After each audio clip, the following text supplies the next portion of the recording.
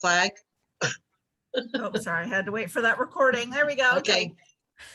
Please join me. I pledge allegiance to the flag of the United States of America and to the republic for which it stands, one nation, under God, indivisible, with liberty and justice for all. Thanks, Mary. All righty, introduction of new guests and members. I see a few new familiar faces in here. Of course, everybody should probably already know Enoch, so we'll let him. Hi, Walt. Yeah, so I guess if nobody wants to say hi, we can just move into announcements. Our announcements from Renee. Yay! So I am pleased to announce that Taco Loco's Chili Colorado dish was the favorite dish during our week-long chili cook-off celebration. We are going to be presenting their trophy and their $150 prize, courtesy of Redwood Capital, today at 3 o'clock. They hopefully will be shown on the morning show in the next week or so. I got an email from them that they wanted to feature them. So hopefully that'll happen. We can see Taco Loco on our morning news channel. But if anybody's in the neighborhood at 3 o'clock and you want to come down and congratulate them and see their magnificent trophy, you're welcome to do that. N95 masks, again, are back within the county. There's a mass distribution event scheduled for tomorrow all across the county at the different chambers and city halls.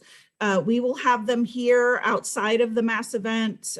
We've got about 1,000 masks, so we have plenty. You do not have to be a chamber member. These are free for any business or organization within Humboldt County through the California State Program, PPE Unite. So just give us a call here or at City Hall. And Jeannie, did you have a question? Yeah, do you have to arrange ahead of time or you just show up? Well, tomorrow during the mass event, it's from 9 to 1 at various locations, or 9 to 4. It's in the email that I put out today. You just have to check with that jurisdiction, but pretty much anytime, just call ahead so that you don't show up in case I had to run out. Just give me a call and we can hook you up with some masks. I think the Eureka City Hall or Chamber, Eureka Chamber's doing an event too, so if that might be easier. I saw it on the news that Eureka was doing it at the Bayshore Mall. Oh, interesting. Okay, so yeah, I had on the news a week ago. Oh, good, perfect. Okay, they're closer to yeah, they're gonna probably just have a straight drive through, so just go during those hours. But for us, yeah, just call anytime, make sure we're here, and you're welcome to come by at any time. And then I'll be throwing a box over at City Hall later today, so if you don't get me, then pop over to City Hall and they'll have them at the front desk. And then finally, congratulations to all of the kids yesterday, FFA and 4-H kids, on their record-breaking $1 million sales in the livestock auction. So that was amazing. So congratulations to all those kids. And those are all the announcements that I have. I see Bob joined us. So we'll be handing out that trophy today at 3 o'clock to Taco Loco. I'm very excited. And that's all I had. So if any members have any announcements, now would be a perfect time to announce them. So quiet. Everybody's quiet on a Monday. Well, then I think that we'll hand it over to Enoch Ibarra. Then I think we'll let him get started. Yeah, take it away, Enoch. Unless we lost him. Uh-oh. You're muted. Oh, just unmute yourself. Yes, I am. I don't know much about computers, so. Yeah, so today I want to talk to you about cyber security. Can you all hear me okay? Yep, I can hear you. Okay, because I've been having some computer problems this morning, but fortunately I've got some redundancy. I want to just emphasize what Renee just talked about, and that was about the masks. But also, you know, whatever you believe, whatever your position is, consider getting a vaccine. You know, because it's not about us; it's about everybody else and keeping them protected. And that's my 2 cents. But I just had some friends actually come down with the Delta. One has been in the intensive care unit for a number of days, so it can hit pretty close to home. So anyway, speaking of cyber, earlier this year, I had the privilege of doing some research with the FBI. And many of you received a survey as part of that study. Few of you, unfortunately, chose to return it. And I can appreciate how busy you all are, but I want you to understand that all that I do on your behalf here in this city through the police department is unpaid. I don't get paid for any of that. And, you're receiving services for free that I provide for my clients for quite a bit of money. And for me, it's a bit frustrating when people don't take these things seriously. And, I do work with hospitals and universities, wineries. I work with the maritime industry. I work with a number of government agencies and, all as a consultant. I don't advertise, so you will not find, a Facebook page for my business or any advertising. It's mostly word of mouth. But going back to this study that I did, from the information that I did receive back from some of you, I can tell you that it concerns me quite a bit. And I'll explain the reasons why as we go along. As a security consultant, I advise my clients that no matter who they hire to assist with keeping their businesses safe, the responsibility for their safety and that of their employees and customers ultimately falls on their shoulders. Some of you utilize services that store your business data on the cloud, companies like Amazon Web Services Cloud Service, which is nothing other than a business that has a large set of servers in different remote locations. And many of these companies have pretty robust security for their servers, not necessarily for your data. And many of the respondents who returned the survey had no backup storage offsite of their business. Others had absolutely no backup of their accounts, their supply chain, or any other critical information. And candidly, very honestly, as I reviewed this information with the FBI and my colleagues across the country, and I need you to understand that I did not share the names or identities of any of the individual business. I never do that. I looked at also some recent open source intelligence related to business cybersecurity and some of the hacks that have occurred. And I said to myself, we're so screwed. And I mean that honestly, we are so screwed. So what I'm going to focus on today is things that you can do individually to keep your files and your phone, your devices, your computers safe, as safe as possible. You can't guarantee safety anymore on the internet. So these slides that you see in front of you are just from some news stories, some recent news stories of some major hacks that have occurred. Does everybody listening to me think that the cloud services are safe? They're 100% safe? I'm going to say no. Because they're not. And there have been some major intrusions.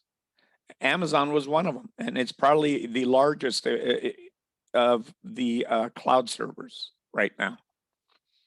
And so it's very worrisome because there are a lot of ways that the hackers are getting into those services, those servers. And even with, different types of encryption and different types of ways of ensuring that it's your identity that you're using, your passwords, they're still getting in there. And I'll explain some of that to you. But this is the list of some of the largest security breaches that have occurred on cloud servers in recent years. And those of you who have wireless routers, it's real easy to find the default password online. You just have to look up at the model, the company that makes them, and you can very easily find the default password. So one of the things I want you to take a look at is your wireless routers. If you're using them, make sure that you have changed the default password from when you bought it. If not, it's open to anybody who can identify your router. And all they have to do is go to some browser like Shodan, and it'll identify what router you're using. It's not that hard. I can figure out, you know, what device is on the internet in your home. It could be a refrigerator. It could be, you know, your wireless control of your lighting, your security cameras, and there are ways of turning them on. And that's not one of the things I'm going to teach you today, but, you know, just so that you know. A lot of you are still using some very low security passwords. And I have very easily broken into people's computers, you know, as part of an exercise to show them how vulnerable they are if they're using, you know, something that's really identifiable. I had somebody whose account I looked up the other day, and they were using their cat's name. Now, if somebody is familiar with your social media footprint and is aware of the things that you're posting, they can very easily figure out your password. You know, whether it's your birthday, whether it's a family member's name, your dog, your cat, whatever. Ideally, you want to get a password that is 12 to 15, or create a password that is 12 to 15 digits long, and that it has a combination of lowercase, uppercase letters, has numbers and symbols in there. You know, some of them are very hard to remember. There are ways to remember them. I'm not going to go into that now, but you can figure it out. But that's one of the best practices as far as passwords. Okay, a lot of us use virtual provider networks, VPNs. That's another thing that is a best practice, especially if you're using Wi-Fi off-site, because it encrypts your data. It doesn't allow the servers to see what you're doing, the data that you're transferring in or out. But some of the VPNs, software VPNs, as well as some of the hardware VPNs, have been hacked and they've been taken over. So you need to be aware of that. Any questions so far? Am I losing anybody? Nope, you've got me. This is Renee. I So heard are your you gonna snoring. are you gonna talk a little bit later, or maybe when we have time for questions, about what do you recommend for secure backups outside of the cloud? Well, what I recommend and what I do personally is I have a solid state drive. I actually use 3 solid state drives, so they're in different locations. And all of my really important data, stuff that I'm doing for the police department or other agencies, I keep on those drives. Stuff that I do for businesses as a consultant, I keep on separate drives, and I keep them in different locations. They are not in the same location. And so if one is corrupted or one is breached, I have backups. I have redundancy. Just like this morning, Renee and I were laughing, and it could only happen to me. I was on my mainframe computer and trying to get onto this program, and I was having nothing but issues with the audio. Fortunately, I always have redundancy. I have several other computers that I use. This happened to me earlier this year. I had to do a presentation for the FBI, and one of my computers wound up with a virus, and I couldn't use it. So I had to actually think about going out and buying a computer, but I always have a redundant laptop with most of the stuff that I need that is available to me. And that's what happened this morning. I had to go to a secondary computer, which is what I'm using right now. And I've got to find out what all that North Korean writing is on my other one. I'm kidding, guys. I'm kidding. But I would recommend that you have some form of redundancy that is off-site, that is not there, that if your business gets broken into, if you have a fire, whatever, that your important data is backed up somehow. So some of the things that I'm seeing online now is that some of these so-called influencers are trying to get people to scam you. They're trying to make money by becoming scammers. And let me see. This is an email that was sent out not too long ago. They were actually trying to recruit people to insert ransomware in companies' computers. And so they were offering 40% of whatever they were able to ransom from you folks to get into your computers. And ransomware is very readily available online. You can go to the dark web, and I don't recommend that you go on there unless you know what you're doing. Do not go on there. And one of the reasons is that, you know, with most programs, whatever I'm seeing on the computer, they can see that I'm looking at you. You know, they're seeing that I am looking on their server or on their site, and so they can gather a lot of information and potentially also access your files. So be very careful about experimenting or going on sketchy sites. The one thing that I have come to the conclusion of, and I found this cartoon from many years ago that I remembered, and I thought to myself, yep, that's us. You know, we are the enemy. We are our own enemy because most of the vulnerabilities that allow people to access our systems have to do with us allowing them, not purposely, but a lot of times because we're not careful.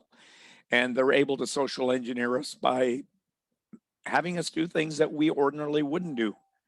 And this post that was posted on, I believe it was Instagram, this woman somehow misplaced her phone at an airport in England and was still logged into Facebook. Her phone was still logged into Facebook, and these guys found it. They are airport workers, and they just decided to send her a little message, you know, just to let her know that, you know, she needs to pay attention. And a lot of folks, when they walk away from their computer at work, they leave it logged in. Don't do that. Lock it up. You know, and one of the things that you can do is just find that if you're using Windows, just that Windows symbol and L, and that'll lock your computer. Hopefully you have a password on your computer that allows access rather than having it wide open. Otherwise you'll have somebody like me sending out messages that, you know, you're having twins or something like that. So, you know, you need to be really careful. And the reason I mention that is that's what I did to my wife to kind of get her to change her passwords. But anyway, I won't go into much more of that. Sometimes when there's an abusive relationship, you know, domestic violence or domestic whatever, people can find the people who are trying to get away from them by looking at their social media accounts, finding information, postings from their friends. So I would really urge you to be very careful what you post online. I just have spent a better part of 2 years trying to locate somebody as part of a project and hadn't had much luck. I'd found a lot of information on the person and hadn't had much luck. Well, I used a open source technique that I hadn't even thought about and I have never found before. But within 2 hours, I had located the person. I had located where they live, their phone number, who they're related to. It's all open source. I didn't have to go to any private sites. And no, I'm not going to share that information with you. So some of the things that you have to be very careful about on social media, you see these little quizzes. The car that passed your driver's test in was, at what age did you get married? What kind of questions are those? Bob, what kind of questions are those in your industry? They're security questions if you've forgotten your password. To get into your account, correct? Yep. Yeah, so please don't answer those. Okay, please don't answer those. People, whoever's posting those is building a profile on you. And Facebook is building a profile on you anyway, so is Google. But the less you do that, the safer you're going to be. I'm going to show you a video, and I want you to pay attention to what's going on here. This is a video out of Britain, and hopefully you can hear the sound. If not, let me know.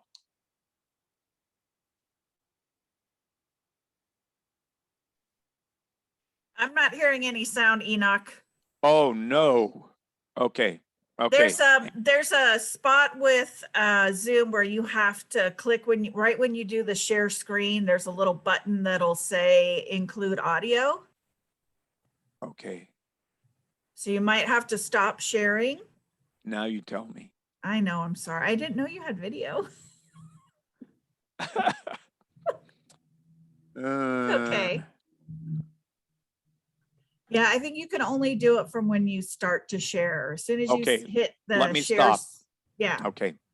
So could you get me out of here? Oh, yeah. Let me stop your share. Oh, wait a minute. I found it. Oh, shoot. Okay. Well, I just stopped your sharing. Okay. So I'm going to share. Yeah. And then click that little button that says share audio. I did. Perfect. Okay. Can you hear that? Yeah. Hot chocolate. What's the name? Joelle. What was the name? Alex. Alex. Pay close attention. If you like our Facebook page, we give you a free hot drink and a free pastry. We have a new line for Damien. We have a new line for Damien. Hey, Carla, are you standing by? Standing by.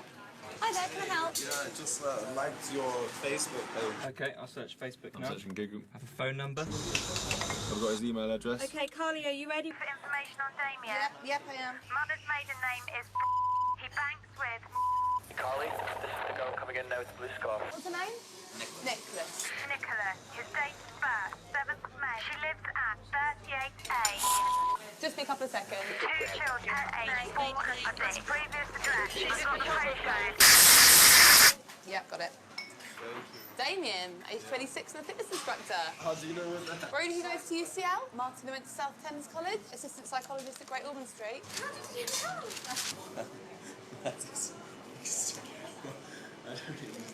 Oh, pardon? You know I'm a Christian as well. Oh, yeah, we know everything about you, Martin. Thank you. Nice to meet you, Anna from Russia.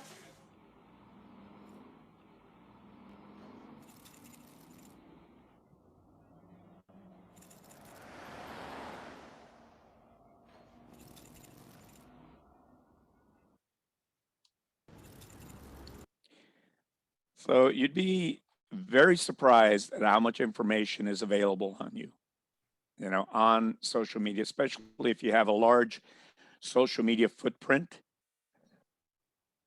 I can find out a lot of stuff about you, and it doesn't take me very long.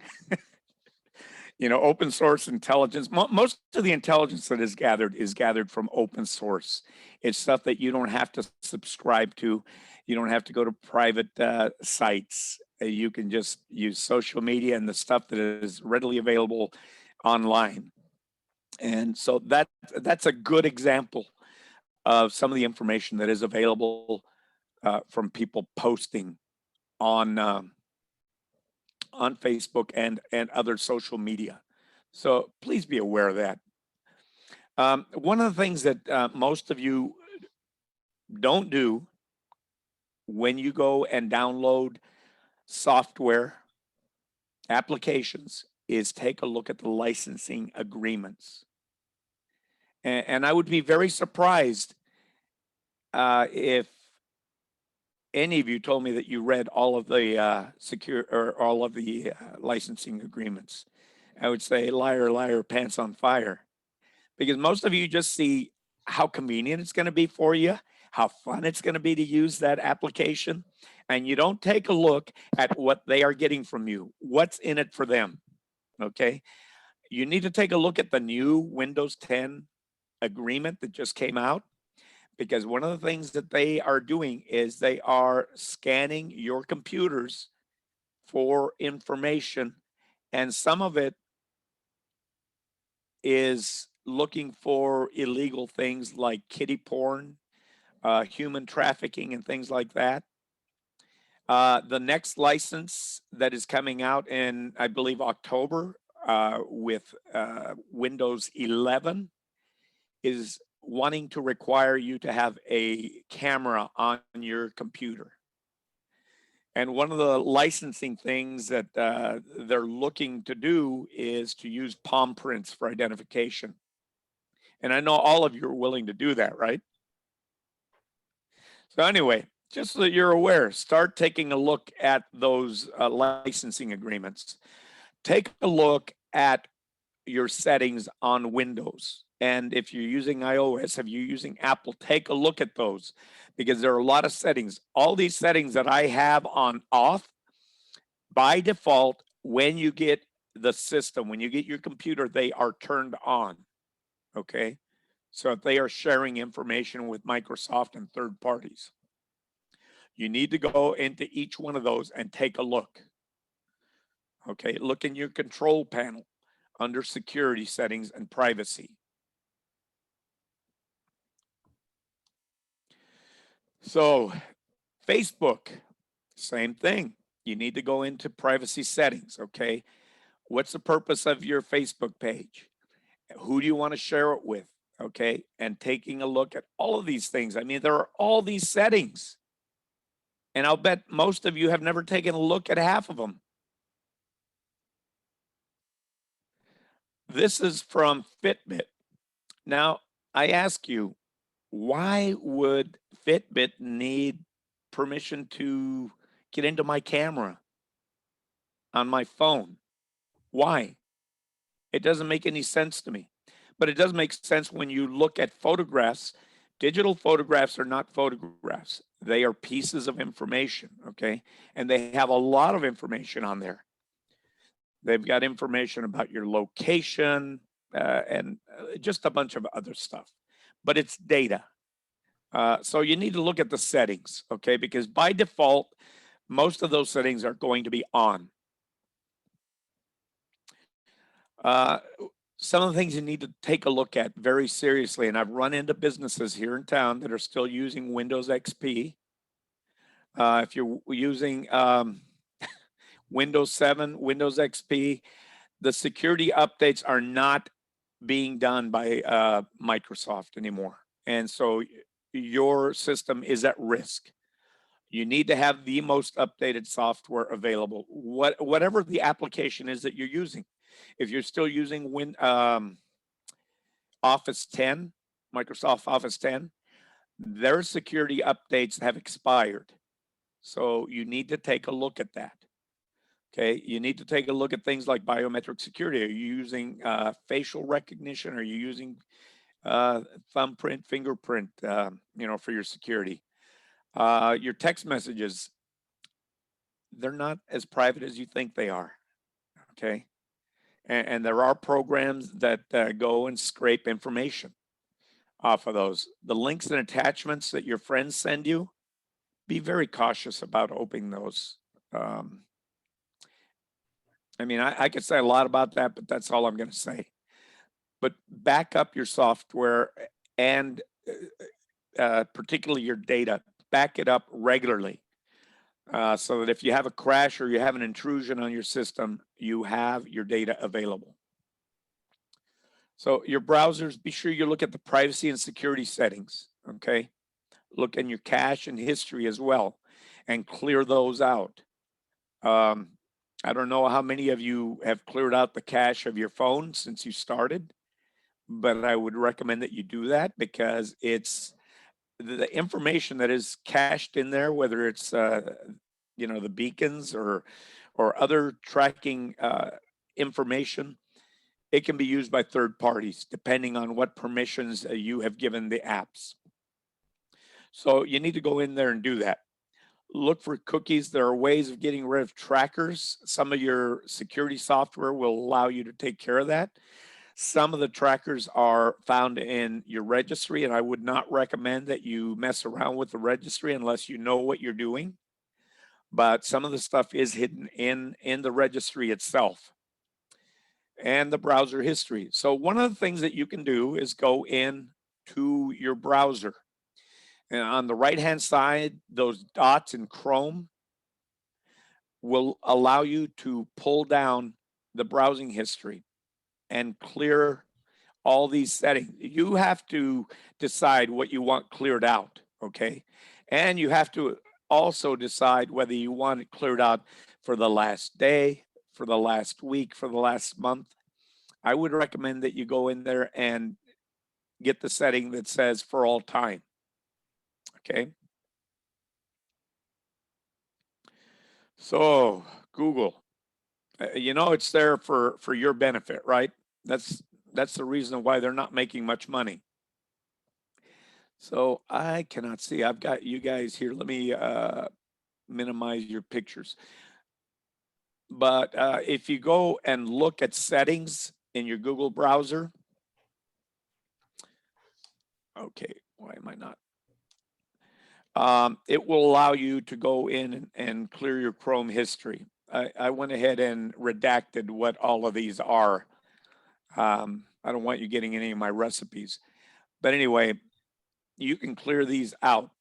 I clear mine out daily, but this is what it would look like. Then under privacy and security, you can go in and block different types of cookies and also block third parties and other settings that you might want to make. So those are places that I would recommend you take a look at. Now, the other thing that you can do is you can go to your activity on the Google site itself, on their server. And you can either type history.google.com or myactivity.google.com. Okay. And you have to sign in with your password, you know, your Google password and what have you. So then it will allow you to go and take a look at all of the activity that they have archived on you. Location histories, you know, activity on the web, what have you. And so you can filter it by all time. It'll show you the least amount of time by default, but you have to go look and find from by all time, and then you can clear that out. So this is what it'll look like when you're looking for that stuff, okay?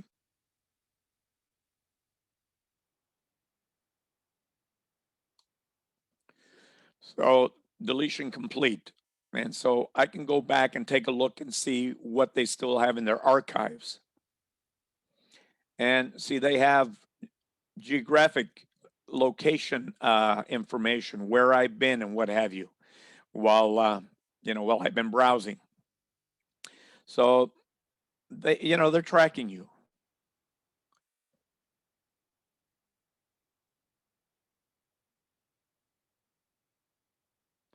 Some of you may use what's called incognito, the incognito on the right-hand side. And supposedly it's supposed to kind of obfuscate or kind of cover up your web activity. Don't rely on that because it's not doing it. Google is still downloading information and archiving your activity. Another thing that you can do on your computer is to go and take a look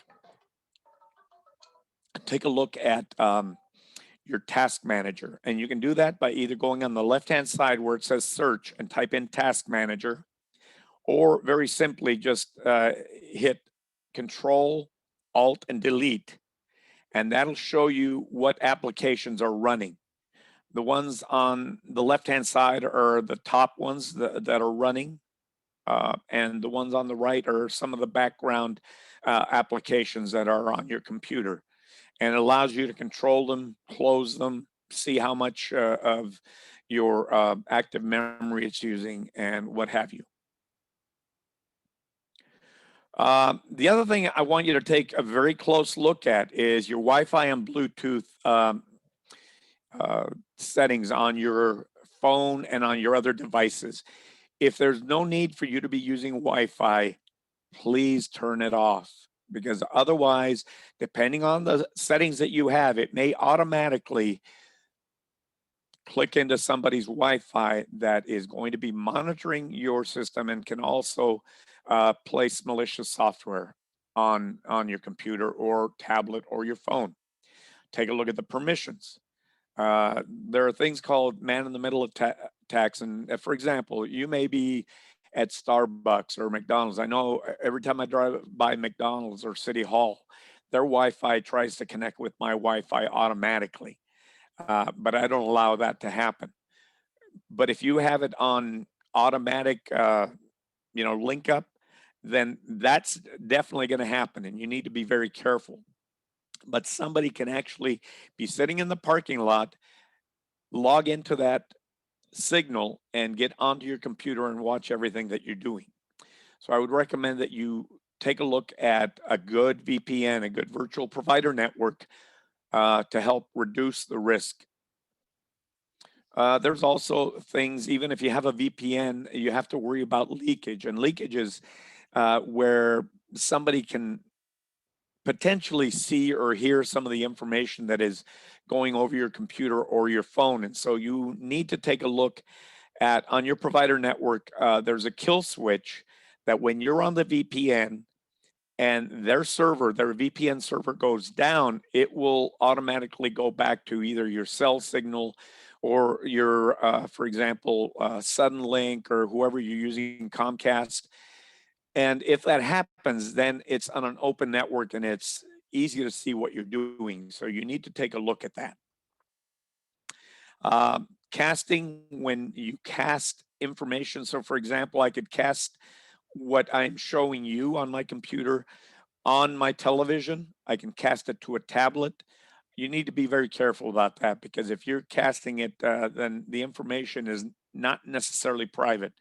Also, two settings that you need to take a look at on your device, particularly your phone, is the NFC, the near field communication, where you can tap somebody else's phone and the data is transferred to theirs, and nearby share, which is similar.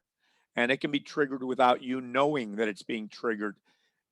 So you need to take a look at those settings. And wireless printing, the same thing. You think you are sending a document to a printer wirelessly and you think it's going to be private. Well, I'm here to tell you it's not. So be very careful with that. So what's happening here? I've already told you about Bluetooth, disable it unless you really need it. Plus it's using up, battery. The other thing that you need to know is that even putting it on airplane mode does not necessarily disable Bluetooth. So be sure you take a look at the actual Bluetooth setting. Wi-Fi, I would recommend that you stay off of public networks unless you are using some type of virtual provider network. And I'm talking about motels, hotels, restaurants, Starbucks, what have you. Be extremely careful. People can very easily set up a dummy that looks just like a legitimate one and hook you up to a third party and download your information. Again, with Wi-Fi, disable that when not in use. Avoid connecting to removable media that you are not totally sure that it's safe. Because it could introduce viruses into your system. And that goes too for power cables and powering up your computer at an airport and what have you. The connection itself may actually introduce malware onto your computer or your phone. And so be very cautious about that. Controls. You saw that picture of those guys at the airport. Maintain control of your phone, because it's very easy for me to get a hold of somebody's phone and hijack it. And again, that's not a lesson that I'm going to teach you today, but it's something that is actually very easy to do.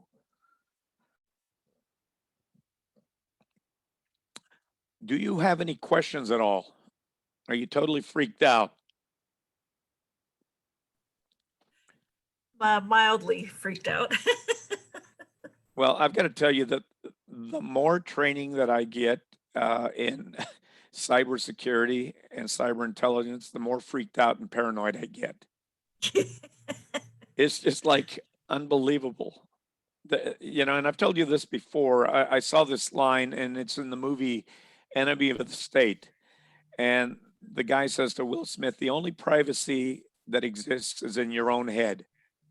Well, that doesn't even exist anymore because they have ways of actually reading your thoughts, through MRI and other devices. It's just unbelievable technology that exists out there. It is crazy. Any questions? Yeah, I'll kick it off, and then if anybody else has questions, Yes. just wave at me and unmute yourself. So you talk, and I know I hear about this all the time on like CSI type shows about the dark web. What Yes. exactly is the dark web? How do people, I'm not gonna, don't tell me how to find the dark web, but is it, what is it? It's like, Well, there's the how deep do you web, get and there? then there's the dark web. The deep web is really where a lot of information is archived: government documents, hospital documents, university documents. It's existed for a long time. It was set up originally for the military, okay, and it's gotten larger and larger. Great majority of the information that is on the internet, on the web, is in the deep web. Now, the dark web that it's referred to is an area where a lot of strange stuff goes on, a lot of illegal stuff. It could be drugs, pornography, weapons, human trafficking.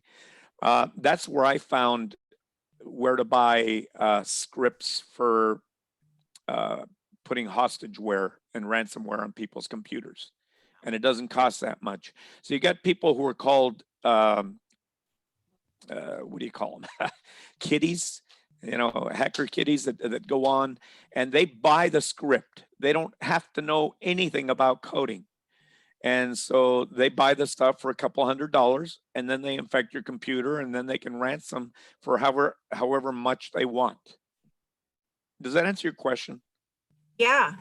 And I wanted to circle back just for, folks who are listening. I'm going to screen share here for a second. So that the SSD drives that you were Yes. talking about, that's Yes. an external hard drive. Correct. And so similar to this, I'm not making any recommendations. I Right. just Googled SSD drive. So just so Right. people know, instead of relying on cloud-based software, which also you're prone to their terms of service.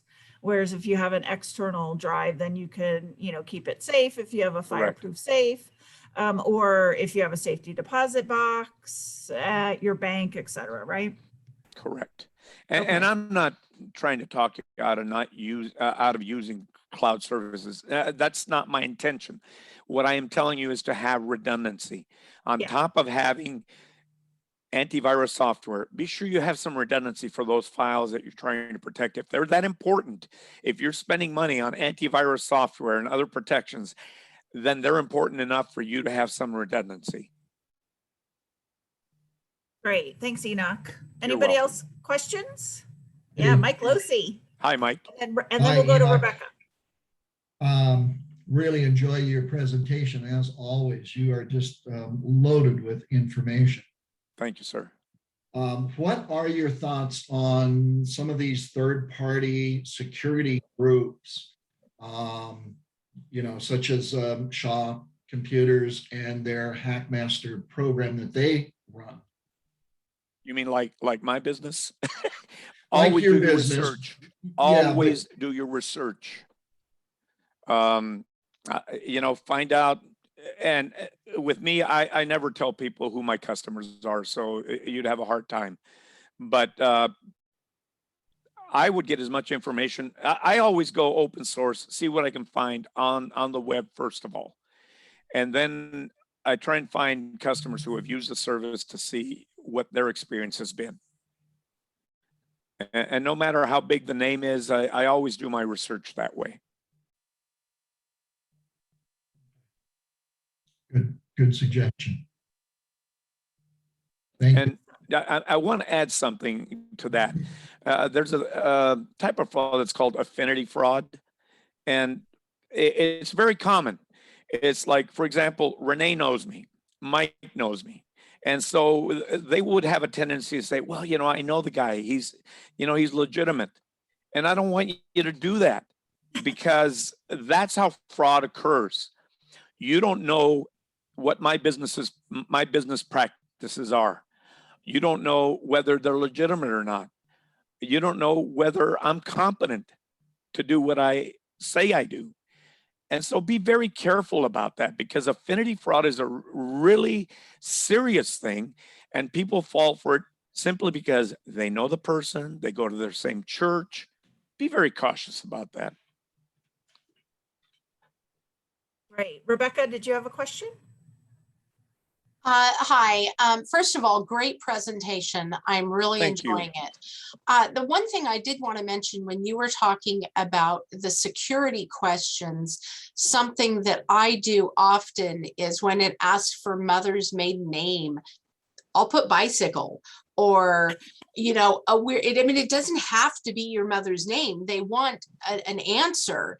And as long as you know what it is you're going to be putting there, because I know a lot of sites, especially if it's something that you need, they ask security questions and it doesn't want to let you complete the registration without it. So that's an option, is to come up with your own code so that when it asks for mother's maiden name, you always put down, Gladiola or something. But that's one way that hopefully it can help, as long as somebody doesn't know what your little code is. You are so smart, Rebecca. And Julie knows that, the pizzeria that I work at, it's an inside joke, but I do that with Department of Homeland Security. I do not use my actual mother's maiden name. That is a very good suggestion. Awesome. Yes, sir. Yes, Walt. Hello, Enoch. Good to see you. Good presentation. Thank you, Walt. I don't know whether it's a question or not, but for those of us who are not up to our ears in computers and just play around, I don't know, for something to do, are there any classes or courses available locally around Fortuna we might be interested in taking? I would look to College of the Redwoods right off the bat and see what workshops. There's also the, what is it, that Institute for Senior Citizens at Humboldt State? OLEL something. Ollie. Thank you. Ollie, yeah. But look to them as well, because they have some pretty good courses for next to nothing. And a lot of the people teaching them are experts in the field. They're either active or they're retired. And that's where I would start. There are a lot of excellent online courses, but some of them are pretty prohibitive. Well, most of this stuff is over our heads, shall we say? Well, most of what I presented to you today is recorded, and I presented it specifically because you, Walt, had asked about it some time ago. And so it's step by step so that you can take a look at some basic security on your devices. Yeah, and we'll upload this to YouTube. If you just search, if you go to youtube.com, or if you have the app on your phone and you just search Fortuna Chamber, it'll pull up our channel, and then you can see all of the recorded presentations and refer back to this and go through those steps. Okay, thank you. Yeah. So if we get 1 million hits, do we get a pizza? No. We're a long way from that. We got a ways to go to get that high. Okay, any final thoughts, questions, comments? Any media questions? I know Mary's busy writing an article, I'm sure. Yeah. She'll be pestering Enoch offline, I'm sure. Yeah. I'll answer any question that you have, as long as it isn't some sensitive information. I think it's great to get this information out there, particularly, I know you talk a whole lot about ransomware. We do have a few minutes. I don't know if you want to just, give us a 30,000-foot view of ransomware and what that entails. Well, it's existed for quite a while. Some of the first ransomware or hostageware that I started seeing a few years back, at least 10, 15 years back, was what's called copware. And what it was you would get a screenshot on your computer that showed an FBI logo, Department of Homeland Security logo, and says, we have detected suspicious activity on your computer related to child pornography. Your data is being locked until you pay this fine or call this number. And it was a form of hostageware, and in some instances, it actually locked the computer. If you knew how to unlock it, it was pretty easy. But for most people, it was just a matter of, their computer became a brick. Today, what you've got is nation states like Russia and China, North Korea, Syria, who are making it an industry to actually go on to some of our larger industries, hospitals, some of our municipalities, and locking them down to the tune of millions of dollars. And in some instances, the data has been completely encrypted to where they cannot access it. The other thing that I'm seeing is what I talked to you about earlier, the script kiddies. Most of the hostageware that is floating around is script kiddies. It's people who know absolutely nothing about coding, but it's very easy to go on the dark web, buy the scripts, buy the code, put it on thumb drive. For example, drop it off at the Chamber of Commerce. Renee decides she wants to see what's on the thumb drive. And all of a sudden, her computer's encrypted. And from there, it encrypts every other computer that has made contact with her computer. And it's a very serious problem because a lot of our devices, refrigerators, lighting, security cameras, are all on what's called the Internet of Things. And it's a problem. It's a very serious problem, especially for businesses. It can cripple or destroy your business. And so you need to be very careful. I told a story not too long ago about we were giving out thumb drives that were provided by the Regional Intelligence Center in San Francisco. It's the Threat Assessment Center for Counterterrorism. And they bought these thumb drives en masse, and they were giving them out as a public service. Well, the problem is that these thumb drives were coming from China, and the bigger problem is that they were all infected with malware. And so one of the things you need to take a look at on your computer is there is a setting that allows programs to run automatically when you plug them in. You need to turn that off. And that includes videos, okay?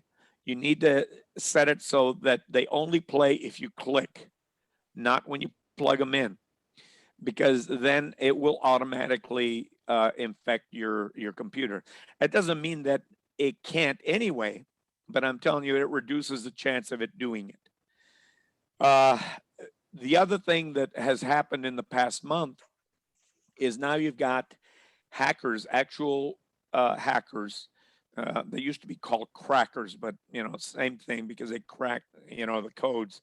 But these guys are going in to see if they can actually break into a major Fortune 500 company, government agencies, just for the fun of it. One major corporation, I don't remember the name of it, got broken into to the tune of millions of dollars, and then the guy returned the money. He just wanted to do it to prove that he could do it. Make sure everybody's muted. And I just want to tell you, we as a police department have done cyber red teaming before, to where we have sent out phishing websites or phishing attachments or phishing emails to test the system, to test the people mainly, because like I told you before, we are the problem. It isn't the computers, it's us, because we do things we shouldn't be doing. We're careless. Questions? Well, I just wanted to point out one thing too, as a reminder, because I know I'm going to use my dad. He gets so much spam email and it looks legitimate. It's coming from, Target, for instance. But then, when you go and you look at who the email's actually coming from, it's not Target. And so I think that's something maybe for the older demographic who isn't paying as much attention to what those email addresses are really saying. That would be a good thing for people to start looking at to make sure that, is US Bank really sending me this message? Or is it, US Bank at, .co.tv.au, and then okay, well, that's not US Bank, right? Right. But you can fool people by by actually putting a fake email or return address or URL. But if you have a link, the easy way to do it is just put your cursor over it without clicking, and the actual address will show up on the left-hand bottom side of your screen. It'll tell you where it's actually going. Right. Great. Awesome. Final questions? Oh, good. Thank you, Enoch. It's always great to have you. Thank you. Even though we can't see you, we know you're there. How do you know? At least his voice is there. Yes, he's keeping us on our toes always. It's artificial intelligence. Great. Well, thank you, everybody. Our program for next week, we have had to reschedule. They wanted really to do an in-person interactive meeting. And unfortunately, we are sidelined because of the surging cases. And we went back to a virtual platform. So I don't have as yet a speaker for next week, but don't you worry, I will find somebody. So it'll be a surprise for everybody next week. But thanks, everybody. Bailey, final thoughts, or you want to close this out? Yeah, thanks for joining us today. Thanks, everybody. We'll see you next week. Thank you for your time. Bye. Thanks, Enoch. You're Thanks, welcome. everybody. You're welcome.